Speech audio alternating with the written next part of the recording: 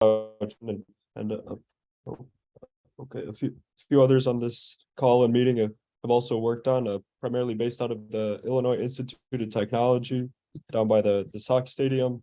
And as mentioned, I'm a PhD student in applied mathematics. I've been working on this software for a number of years. So today I want to kind of go over the basics.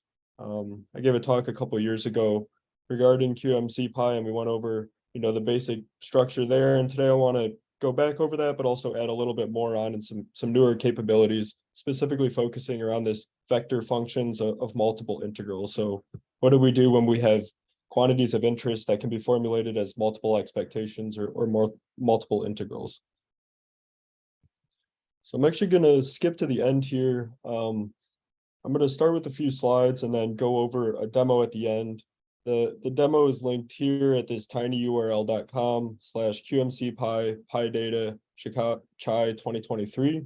And it should bring you to a Colab notebook that I'm showing here. And if you want to maybe run if you want to follow along, you should run this first few cells because they take a few minutes. So you could run those while we're going over the slides. And that way, if you want to follow along in your copy and try out different parameters or make any changes, I think that'd be a nice way to follow along if you're interested. But I'd suggest you run these first few cells because it does take a bit to install some things and set up. So, okay. So what is Monte Carlo? So the basic Monte Carlo problem here is we want to approximate what we're going to call the true mean. So we have this in blue here, we call it mu, and this can be formulated as an expectation. So the user gives you some true measure, which we'll call it t. We call this the original measure or the true measure. And then, for example, this can be a normal or a Gaussian or some multidimensional random variable. And then we have some function or simulation, which we call g, and this is the original integrand. So our quantity of interest is the expectation of g, the original integrand, of t, the original or true measure. Now t can be sometimes hard to sample from, but we know how to draw samples from a standard uniform in d dimensions. So we want to perform a change of variables to have our quantity of interest be formulated as an expectation with respect to a standard uniform in d dimensions. So we make this change of variables here between these two expectations. So now we have mu is equal to the expectation of f, which is going to be some transformed integrand of x, which x is always our transform measure, which is always a standard uniform in d dimensions, because we know how to sample that well. And this last equality just writes out this expectation as an integral. So that's kind of our connection here. When we say integrals and expectations, we're kind of talking about the same thing here. So again, we have our original measure, original integrand. We perform a change of variables. We get a transform measure and transformed integrand. Now we'll mostly be working with this last form here, but it's important to know that you can perform this change of variables. So if you have, randomness that isn't a standard uniform, you can always get it into this nice format. Okay, so Monte Carlo is interested in approximating this unknown mean. So how does it do that? Well, we get an approximation of the sample mean, which is, maybe the most natural approximation. So we draw a bunch of nodes. Here we take n nodes. They're indexed from 0 here. So x0 through xn minus 1. These n nodes, you evaluate your transformed integrand at these uniform nodes, and then you simply take the sample average. Pretty straightforward. So there's two different flavors here that we've implemented into QMCPy. And I want to talk a bit about the differences here. So the first flavor is what we call a crude Monte Carlo. So this is going to take your n nodes to be IID points. They're independent and identically distributed. And because they're independent, there's going to be some gaps in clustering of points because the points don't have knowledge of one another. This is in contrast to quasi-Monte Carlo, where we carefully coordinate the points to have these dependent sequences of points that give you more even coverage and try to avoid gaps and clusterings. And we'll see some pictures of that later on. Now, the rate of convergence of crude Monte Carlo when we're using these IID points is 1 over the square root of n, compared to quasi-Monte Carlo, which achieves a rate of right about 1 over n. So it's going to be significantly faster.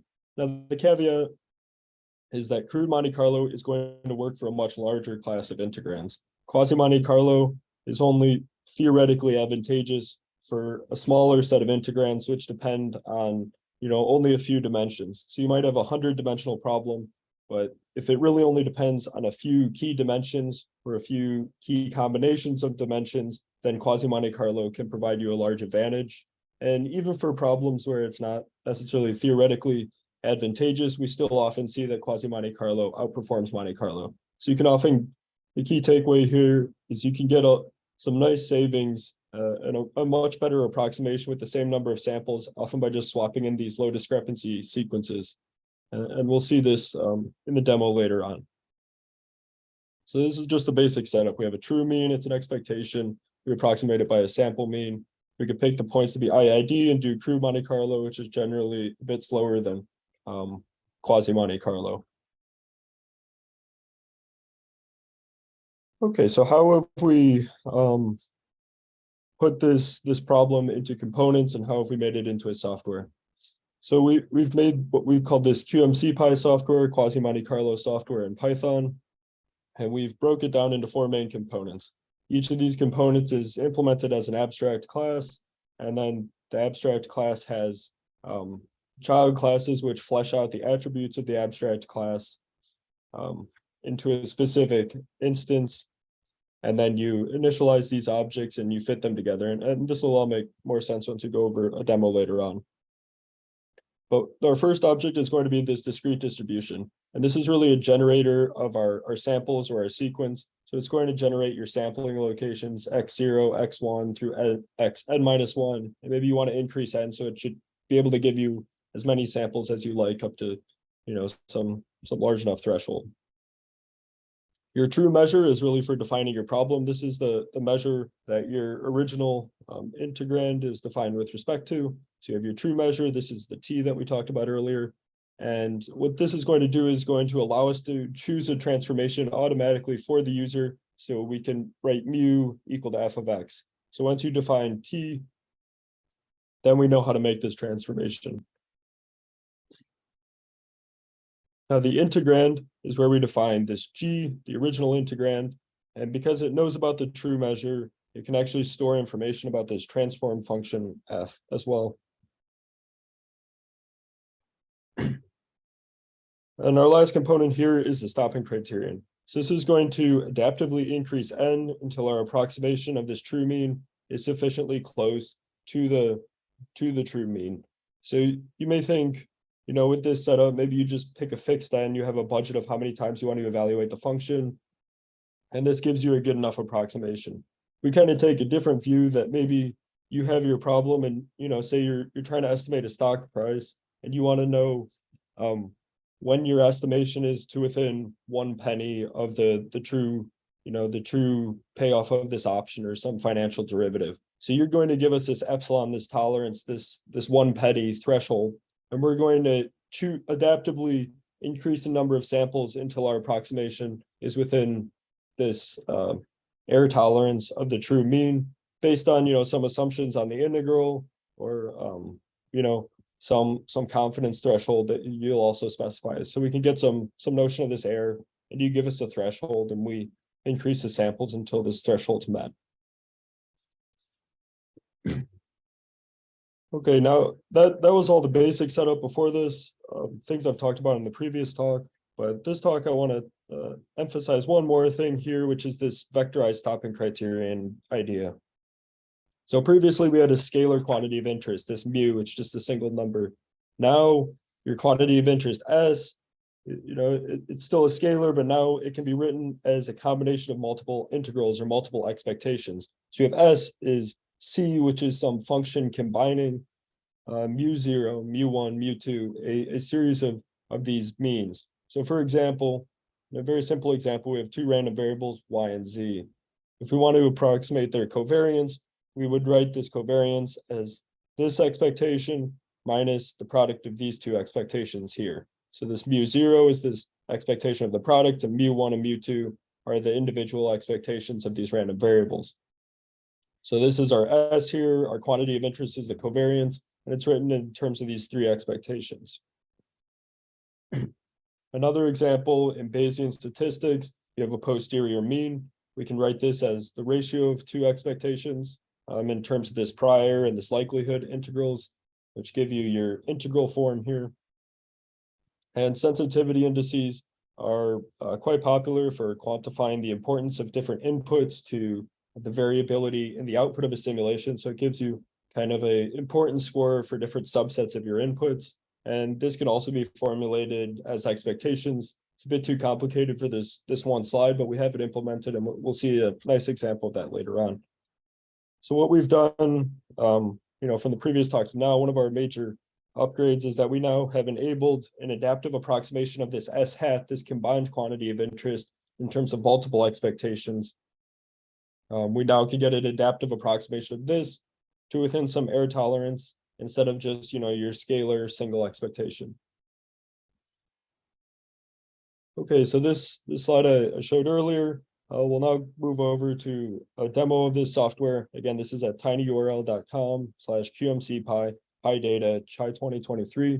If you're interested in following along, I can also make these slides public, so that this link will always be there if you want a nice starting place for learning QMCPy software and using some of the tools we go over today. We also have a homepage here, qmcpy.org. I'll show that in a minute. And we have this basic article, reference 1. This goes over everything I just talked about, except the vectorized stopping criterion. There'll be another paper hopefully coming out sometime later this year that discusses these vectorized stopping criterion in more detail. I could share a link when that's published. But this will go over about 90% of what we talk about today, minus the vectorized stopping criterion. And this reference 2 is a book, Monte Carlo Methods by Art Owen, that I found quite helpful in learning some more of the math and the background behind this Monte Carlo. And it even has a nice appendix discussing sensitivity indices if that's something you're interested in as well. So I'll now move over to our demo. Unless there's any questions, take a second here. But yeah, if not, this is our QMCPy.org. It's the homepage for our QMCPy software. You have a number of blogs which go over the background on a lot of the QMCPy methods and the idea behind quantitative Monte Carlo and some of the specific ideas that we've implemented into these classes. We have documentation here on Read the Docs, which talks about each of the components. And then we also have a demo section here at the bottom, which has a number of Jupyter notebooks that are rendered into documentation to look over. QMCPy is easy to install. You just pip install QMCPy from PyPy here. And we have a GitHub page, QMC software/QMC software, if you're interested in that. So all of these are linked right off. All these are linked off of QMCPy.org, including the article I mentioned here. Okay, so now let's move over into this demo here. This is our Monte Carlo for vector functions of integral. This is on Google Colab, so there should be no real setup necessary. If you're running this for the first time, sorry. If you're running this for the first time, this first cell is going to take a bit to run because it has to install LaTeX. We use LaTeX to render some of the labels in our images. So we set up LaTeX in this first cell. Don't worry too much about it, but it will take a minute to run here. And that's just so we can get math notation in our pictures. Here, we install QMCPy into the Colab notebook. It's as simple as this. You may want to make sure you have this 1.3.3.1. That'll get you all the latest features and make sure that everything can run nicely. So I'll run this along with us here. So you start by, well, I've already installed it, so it should just already have it there. And then we're going to use a few key packages here. We're going to import QMCPy as QP. So this is going to be our alias for all the QMCPy components. We're going to import NumPy as NP. That's pretty standard. We use SciPy, Pandas, Matplotlib, and time to do a bit of timing. Yeah, the rest of this is pretty standard. So we start by importing these packages. So now we're going to go over a few components. The first component being that discrete distribution. So this is again going to generate our sampling locations. Let me just go back to the top. Again, we have our true mean, our original integrand of our original measure, t, our true measure. We transform this to get it our transformed integrand f with respect to our transform measure, the standard uniform, and then we approximate this by the sampling mean, by the sample mean of nodes drawn from this uniform distribution. So our first component is this discrete distribution, which is going to generate these nodes. So in the simplest case, again, we're using these IID nodes, and this is corresponding to crude Monte Carlo. We're going to start by just defining a discrete distribution. We'll just call it IID. And this is our QMCPy.IID standard uniform. And we pass in dimension is 3, and then we call gen samples, and we get 4 samples. So this returns a 4x3 array of samples here. And if we ask for 4 more samples, it's going to give us 4 different samples, again, in this 4x3 NumPy array. A nice thing about QMCPy is you can always print the objects, and it should give you a nice summary of the information. Here, this D is the dimension, it's 3. Entropy is like a seed for the randomness, and spawn key is not something you have to worry about. So this IID generator is no more complicated than numpy.random.rand, where it just gives you random samples. In fact, this is just a wrapper around that generator. So this is pretty simple. And we now move to a more complicated example. The syntax is more complicated, but the underlying generator is here a little more involved because we're generating low discrepancy points. Again, these are carefully coordinated points that we're using for quasi Monte Carlo. So in the same fashion, we call qp.lattice. Lattice is the name of a generator for a low discrepancy sequence, and we're getting a 3-dimensional lattice, and we take the first 4 points here. So we draw those, and we draw another 4 points. But now you notice that these 4 points are the exact same as the previous 4 points. And that's an important difference here is our IID generators, each time we call them, they give us, a new set of IID points. Low discrepancy points, the low discrepancy generators give you a sequence. So if you ask for 4 points, you ask for another 4 points, it's going to always be giving you the first 4 points in that sequence. If you want to get, points later in the sequence, you have to specify the indices. So it's the same as Python indexing. 2 is inclusive, 4 is exclusive. So when we do this, we get the last 2 points in this sequence, and you notice that they match these points right here. Similarly, you can put 4 to 8 to get the next 4 points in the sequence. So it's important to notice that when you're drawing more points, you need to index these sequences accordingly for low discrepancy points. Again, we can print out the low discrepancy generator object here. It shows it's a lattice, which is a discrete distribution object of the discrete distribution abstract class, the lattice subclass. 3 dimensions. We're using the first 3 dimensions of the lattice generator. We've randomized, and we always like to randomize our design so that points don't lie on the boundary. In 1 dimension, you don't want to point at 1 or 0, because then when you run it through these transforms, for example, the inverse CDF of a Gaussian, if you run your point at 0 through that inverse CDF, it's going to map to -infinity, and this is going to be problematic in your simulations. So we like to randomize to avoid having those points lie on the boundaries and also maintain this nice structure of these low discrepancy designs.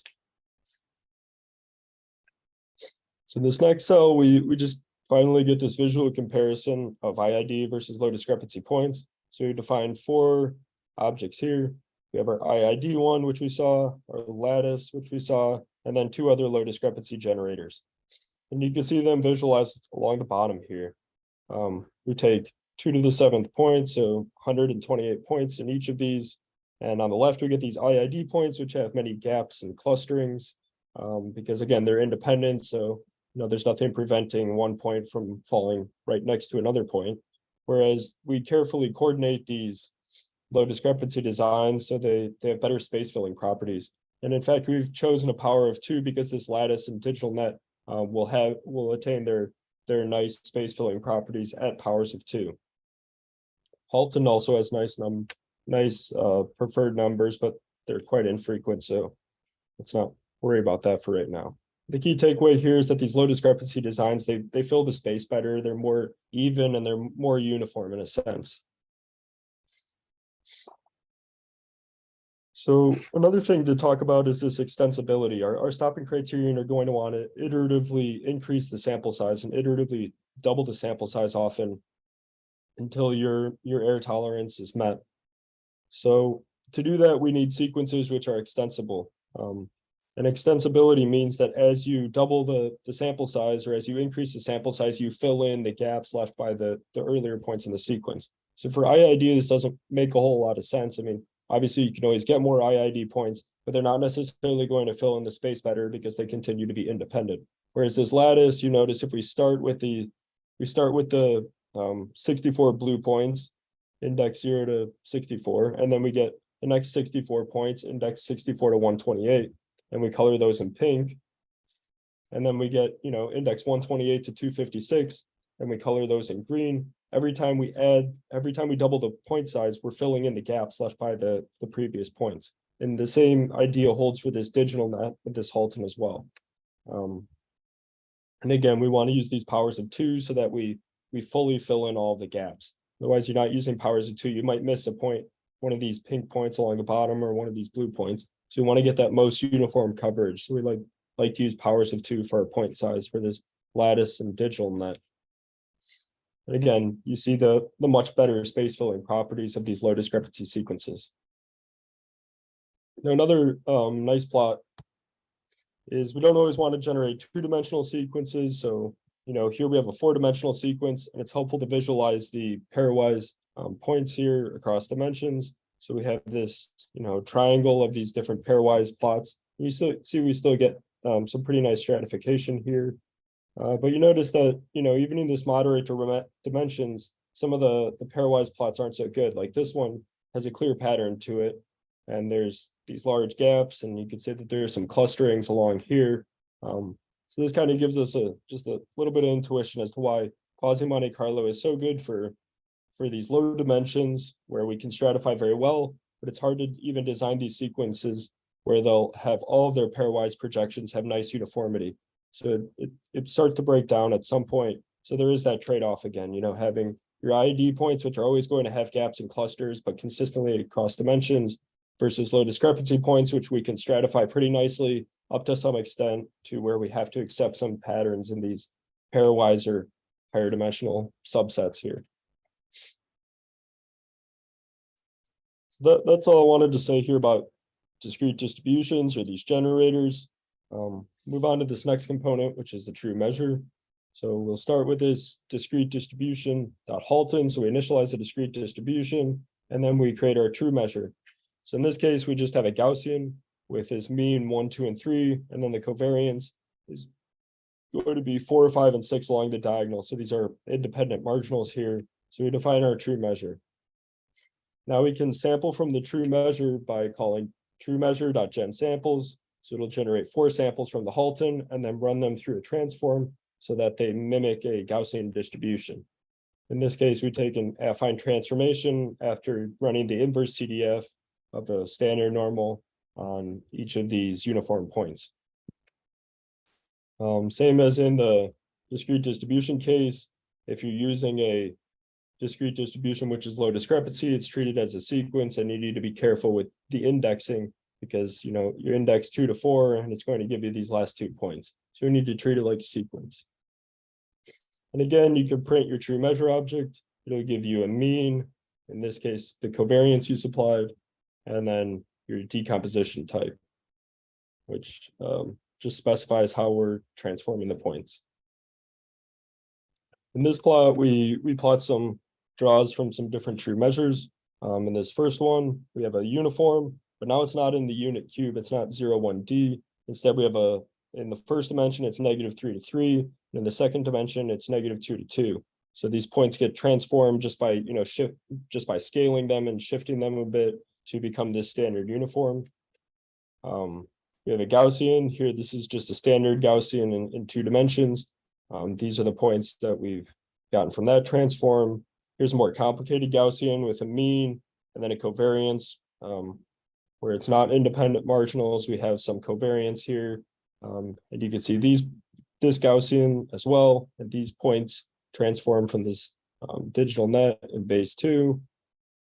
And if you do have independent marginals, we've opened up QMCPy to a lot of different distributions available in SciPy via this qp.scipy wrapper. You pass in your discrete distribution, and then you can pass in a list of your independent marginals. So in this case, the first dimension we treated as a beta, and then the second dimension we treated as a gamma, and then we can generate points from this joint distribution, just knowing it's independent marginals. And SciPy has many different distributions, so this allows you to have a great bit of flexibility if you have independent marginals of your true measure. Another popular true measure is Brownian motion for a lot of financial options and a lot of modeling these paths here. So we have this Brownian motion, which gets visualized a bit differently here. So again, you pass in your discrete distribution. We just construct a default Brownian motion, starts at 0, there's no drift and unit diffusion. So you can see these paths here, 32 paths and 365 dimensions. So each dimension is a monitoring time of this Brownian motion. So we monitor it daily for a year, for example. And on this bottom plot, we have a Brownian motion with some different parameters. Here we now start the Brownian motion at 5. It has a drift downwards, so it's -1, so the paths kind of tend to be going downwards. And we have a diffusion parameter, so the paths tend to spread out quite a bit as well. And because we're using the same underlying lattice, the paths correspond. So this top orange path, it corresponds to the same point as this top orange path, but under just a slightly different transformation to accommodate these different parameters. Similarly, this bottom green path is the same point as this bottom green path here, except for they've undergone a different transformation. So that's all about the true measures. And I'll talk about the integrand. So this is really the true problem here. Okay, yeah, so there's something in the chat, but okay, it doesn't look like a question. But all right, so this integrand is your function that you have that you want to supply to QMCPy, and you supply it in the form of G. So just a really simple example here. So your true measure is just a standard normal in D dimensions, and your G of T just takes the sum of these standard normals, which we know the expectation of this is just 0. And in order to get it into the nice format behind the scenes, QMCPy is just going to take the inverse CDF of a standard normal, apply it to this uniform. This is going to mimic this standard normal. And this is our f of x. This is the transform that's done behind the scenes. So if you want to set this up in QMCPy, you first define your integrand here. So call it my function. T is going to be an n by d numpy array, and samples d dimensions. And we sum across the first dimension and return a length n vector of function evaluations. Really simple. Now we specify our true measure here, which is going to be a Gaussian. And again, we need to choose the discrete distribution sampler, and we're going to make it 5-dimensional here. So to tie your function into QMCPy, you just call it qp.custom function, pass in your true measure, pass in your function, and we have a parallel argument, which we leave as false. But if you want to easily parallelize across multiple cores for expensive problems, you could set parallel equal to true, or even to an integer for the number of cores, but we won't go more into that today. Now we can evaluate the integrand by, okay, just to emphasize, this is G, this is our original integrand, and this is T, this is our original measure. Now what we're going to do is we're going to draw points from this transform measure, we're going to draw points from this discrete distribution, this uniform, and we're going to evaluate your function dot f. So this transformed integrand. So this transform's done for you behind the scenes. You don't have to worry about doing this transform. You just specify you specify the true measure, you specify your function, and we do the transform for you behind the scenes. So you can evaluate your function here just on these 4 points, and you get your y. If you want to just make a manual QMC approximation, which we have stopping criterion, which will do a lot better for you, but just to get an idea for how you can do this, you could draw your points here. So you draw points from your Halton.gen samples, your discrete distribution, evaluate your function, take the mean, and we see that it's pretty close to 0. So even with, 2 to the 16th points, you've already gotten a really good approximation here.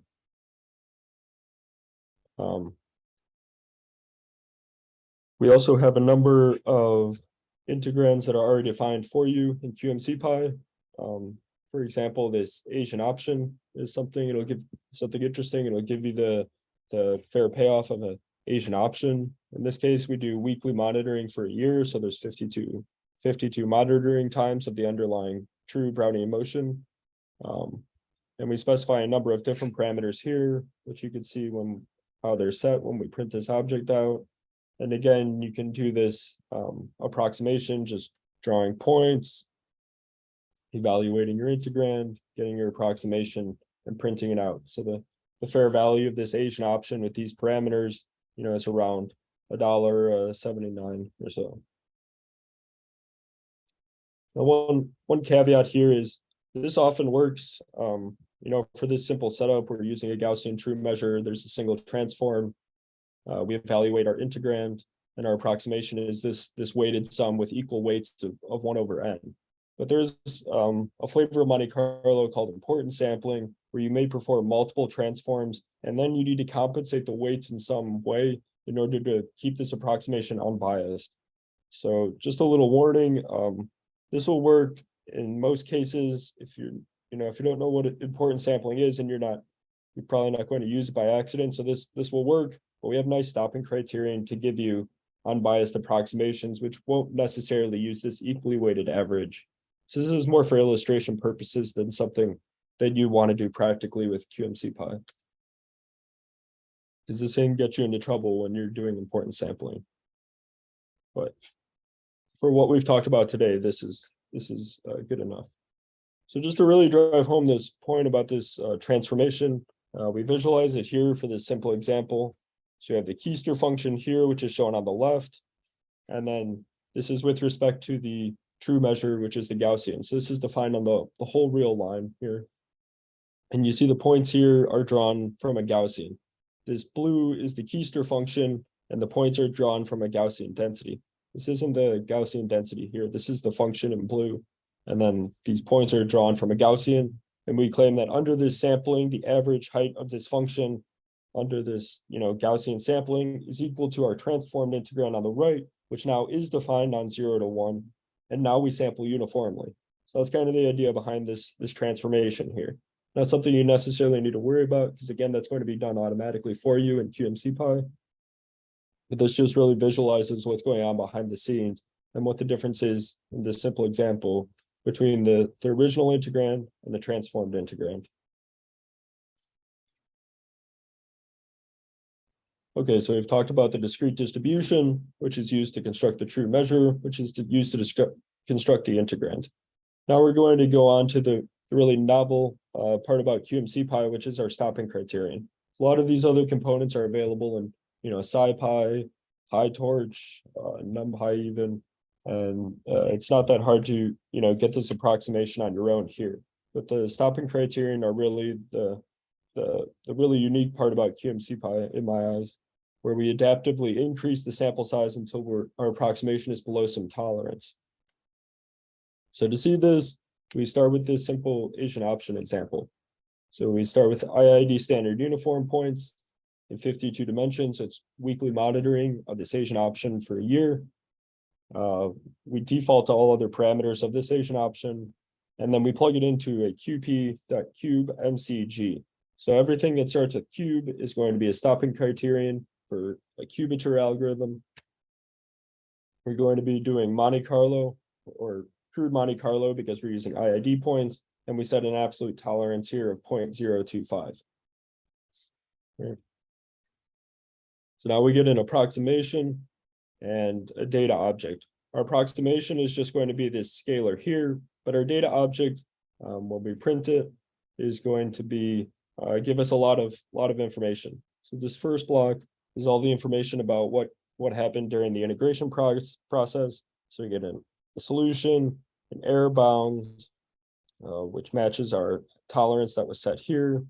We get the total number of samples that was used, around 324,000 samples, and it took about 2.5 seconds. The rest of this are parameters you set, like the absolute tolerance, or ones that got defaulted, like the relative tolerance, and other algorithm parameters like the starting price and the stop price that were defaulted here as well. So this gives us a nice summary for this crude Monte Carlo. But when we run quasi Monte Carlo, we see that we get a solution of equally high quality, but in only a fraction of the time and a fraction of the samples. Again, using the same tolerance and same setup, all we've done is swapped in a low discrepancy generator, this digital net in base 2, and then we've chosen a corresponding stopping criterion. Your stopping criterion needs to match your point set. So if you're using IID points, you need to use an IID stopping criterion. If you're using a digital net low discrepancy sequence, you need to use a digital net quasi Monte Carlo stopping criterion. If you're using a low discrepancy lattice, you want to use a quasi Monte Carlo lattice cubature algorithm for stopping criterion. So your point set needs to match your algorithm here. So from the previous example, we swapped out the point set, we swapped out the algorithm, kept all other parameters the same. And now when we integrate, we notice that this only takes around 2,000 samples, and the time to integrate is less than 0.05 seconds compared to over 2.5 seconds for IID Monte Carlo. In fact, quasi Monte Carlo took only 1.62% of the time and 0.063% of the samples compared to crude Monte Carlo. So we get huge savings when we're just swapping in these low discrepancy points and using a different algorithm to achieve the same tolerance. So this shows really the advantage of quasi Monte Carlo. Moreover, you can decrease the tolerance here, and we see how the algorithm responds in terms of number of samples and the time it takes to get a sufficiently accurate approximation to within this tolerance. So as we go to the right on these two plots, we're decreasing the tolerance. And you see that the number of samples for IID Monte Carlo eventually goes to this rate of around 1/square root of n, whereas for quasi Monte Carlo, we see it only takes a fraction of time, and we get this much faster rate of around 1/n here. Now we do start off with this bit of a flat part along the bottom here, and this is simply because our algorithm for quasi Monte Carlo and Monte Carlo, but for quasi Monte Carlo here, is going to have an initial number of samples. And what this is saying along this flat part is that we don't need to progress beyond an initial sampling in order to get a sufficient approximation. So at this flat part, we're just stuck at the initial sampling, but as we push the tolerance lower and lower, we end up needing more and more samples. So eventually we need to increase these sample sizes, which will increase the time as well. So again, the key takeaway here is that this quasi Monte Carlo is going to give you a much better approximation in the same amount of time or same number of samples. And we see this across all problems, even ones where it's not necessarily theoretically justified. We are seeing great savings with quasi Monte Carlo. So it's definitely worth trying your quasi Monte Carlo algorithm on your problem and getting significant savings in most cases. Okay, so now the last couple minutes here, we'll talk about this vectorized stopping criterion. There's more examples in this notebook, but just as a simple example here, we'll talk about computing two expectations simultaneously. So one's the product of the cosine of these of each dimension multiplied, and the other is the expectation of the sine. So now, in a similar way, we need to nest all of our constructions. So we take our stopping criterion, we pass in an integrand, which is a custom function. We pass in our true measure here, which is just this uniform up here. We're going to use a Halton low discrepancy sequence for quasi Monte Carlo. We're going to define our function, which just now it takes in an m by d array of samples t, and then returns an m by 2 matrix or array of samples, first column corresponding to this product of cosines, and the second one corresponding to this product of sines. We have two individual solutions we're going to approximate, and we set a pretty low tolerance here. And you can see that we get a very good approximation here to within the tolerance in less than a second here. So it's really very efficient to reuse these samples from the low discrepancy sequence here. And that's the key is we could just run this in a for loop. You have multiple expectations. You can just run this in a for loop, but by doing this, you'll reuse those low discrepancy points that you generated, and it'll be a bit faster here. Instead of writing your own for loop and allocating different memory and regenerating these points. We could share the point sets in a very natural way with QMCPy, just like this. So this is a pretty simple example. We just have two expectations. In a more nuanced example, we have our combined quantity of interest is this covariance, which we talked about earlier. It's formulated in terms of these three expectations. This first one, the second one, and this third one here. So now we can no longer use custom function because we need to define a few more things. So we need to make an instance of a QMCPy.integrand abstract class. So we call this the covariance integrand. We start by taking in a discrete distribution sampler. We define our true measure here, which in this example is a Gaussian. So for this example, we have T is a Gaussian with mean 1 and identity covariance. And then we want to compute the covariance of the product and then the sum of across the dimensions of this Gaussian. So we know theoretically that this should be equal to D, and we'll see that the approximation tells us that later on. So we start by defining G here.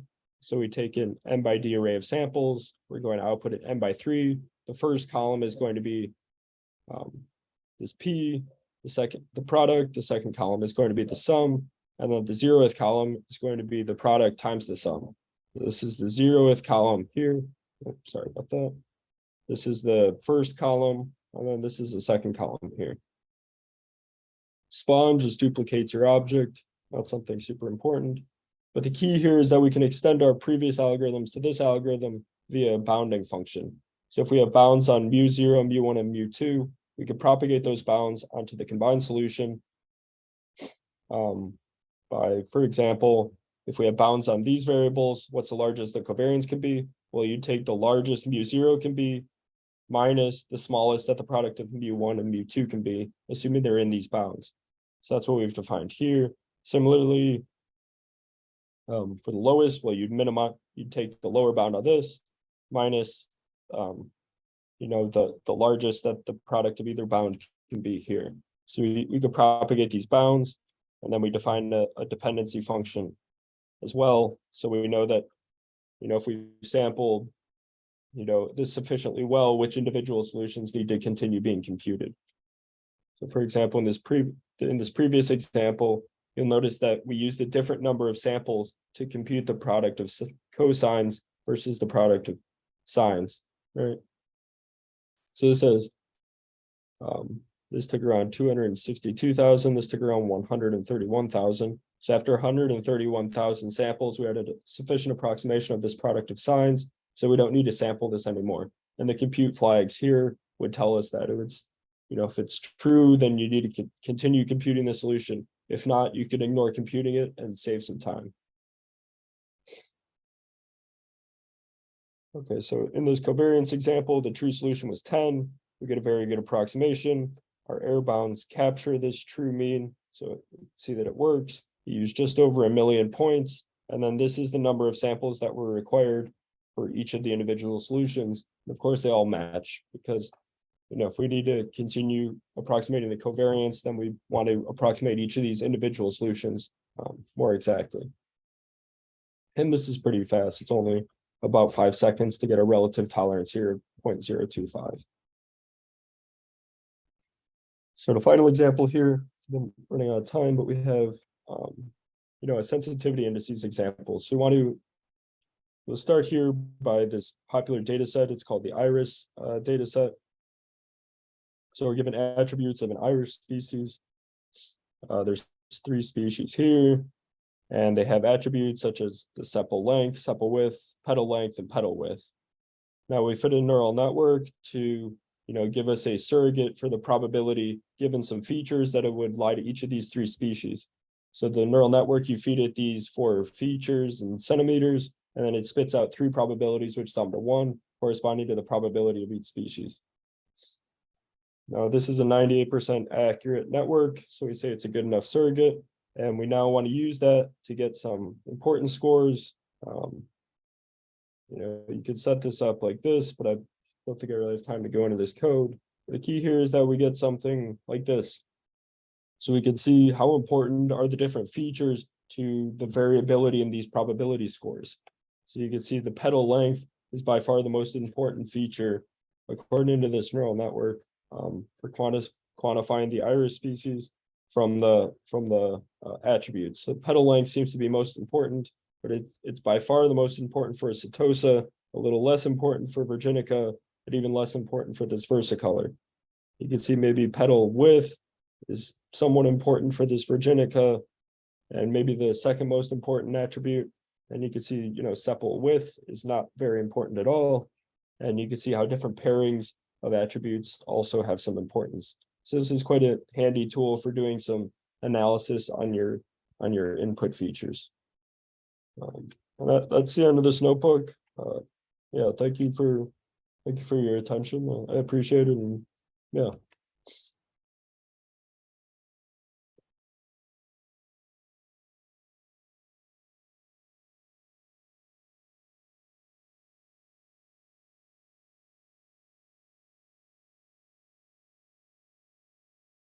Are there any questions?